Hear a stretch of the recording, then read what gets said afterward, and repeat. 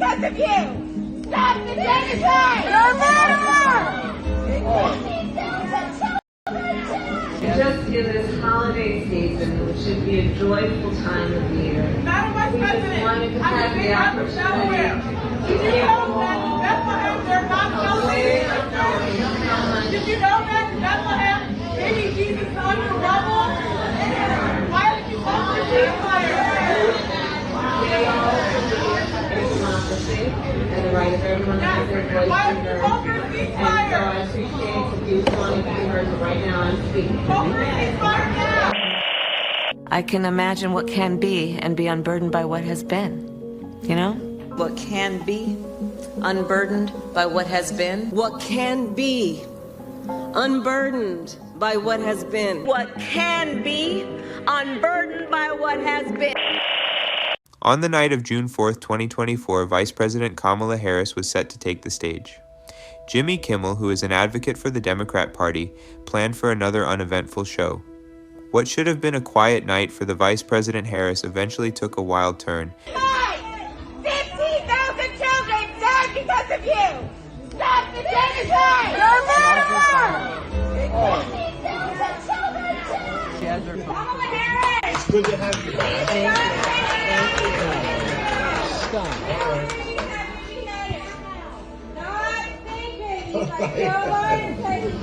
You're interrupting my flow.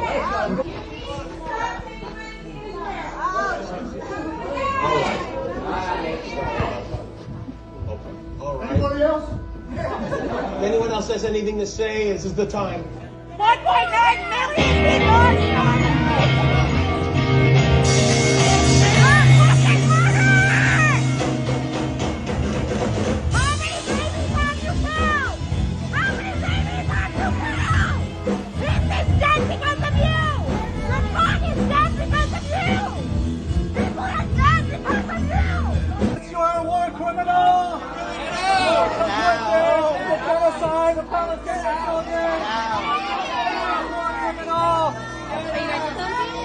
No camera.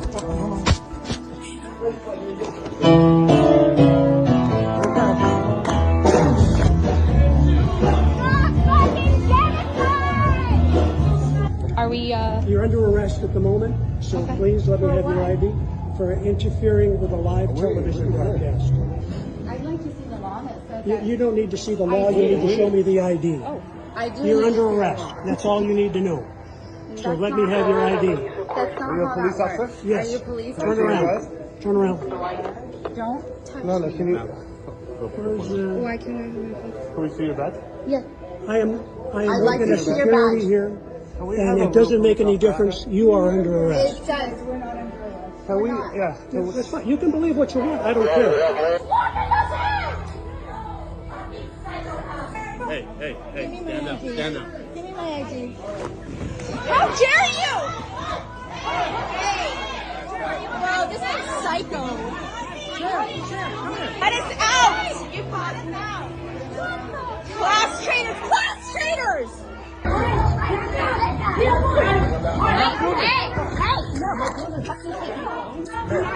Ceasefire now! Ceasefire now! Ceasefire now! Let him out! Let him out!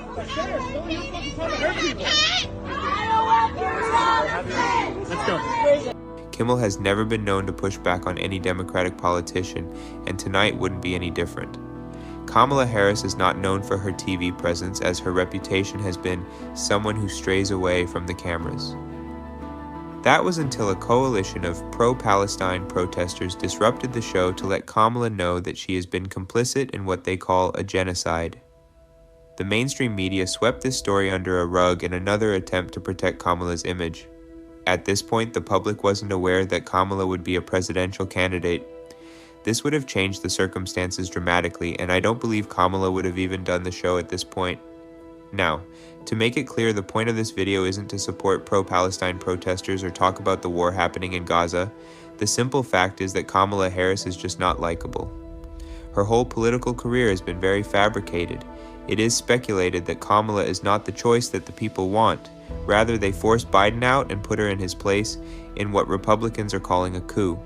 The voters never even got to hear or see who she is and what she's about. Even though she was VP, we haven't seen her much, and she completely failed her job as the border czar, even though they now claim this was never her position. Do you have any plans to visit the border? At some point, we are going to the border. We've been to the border. So this whole thing about the border, we've been to the border. We've been to the border. You haven't been to the border. And I haven't been to Europe. And I don't understand the point that you're making. I'm not discounting the importance of the border. Well, time on this floor where we are supposed to be doing official business to attack Vice President Harris days after she is clearly going to be our Democratic nominee for president. Kamala Harris was never the border czar. This will be her first visit to the U.S.-Mexico border region since she was appointed as the border czar by President Biden. She is now the point person on immigration. Kamala Harris, who was appointed as the border czar, hasn't gone there at all. She's supposed to be the border czar. He's putting his vice president, Kamala Harris, in charge of this. The unofficial border czar. There has been so much criticism against Kamala Harris. You know, she was the border czar. In my opinion, the progressive voters wanted Bernie Sanders, who was forced to quit out of the Democrat primaries, stating he was too far behind in delegates by who at the time seemed very unpopular, Joe Biden. Give you better news, but I think you know the truth. And that is that we are now some 300 delegates behind Vice President Biden, and the path toward victory is virtually impossible.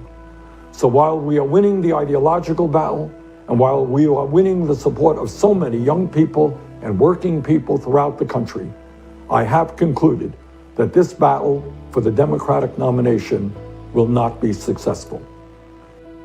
Another candidate who was pushed out of the Democrat primaries was Tulsi Gabbard. Though it's a stretch now to think Tulsi had any chance of winning, she had an extremely memorable debate with Kamala Harris. This made her the most Googled Democrat nominee that night. A new face for the Democratic Party was created, but was short-lived. The broken criminal justice system that is disproportionately negatively impacting Black and brown people all across this country today. Now, Senator Harris says she's proud of her record as a prosecutor and that she'll be a prosecutor president, but I'm deeply concerned about this record. There are too many examples to cite, but she put over 1,500 people in jail for marijuana violations and then laughed about it when she was asked if she ever smoked marijuana. She blocked evidence. She blocked evidence that would have freed an innocent man from death row until the courts forced her to do so.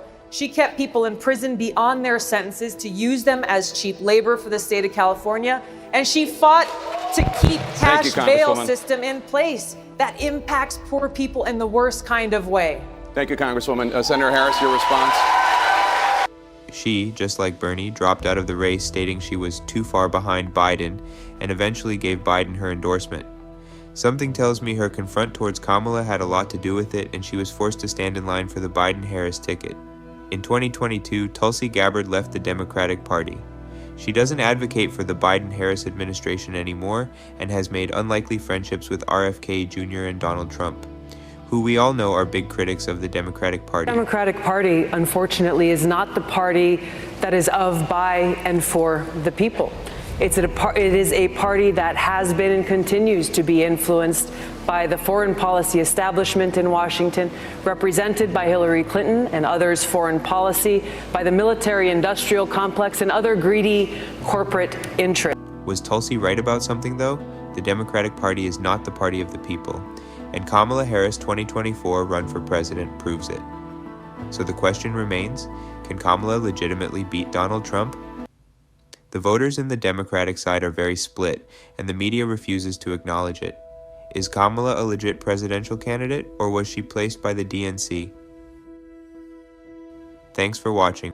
For more content like this, please like and subscribe and help the channels out to continue free speech. And just remember, we told you so.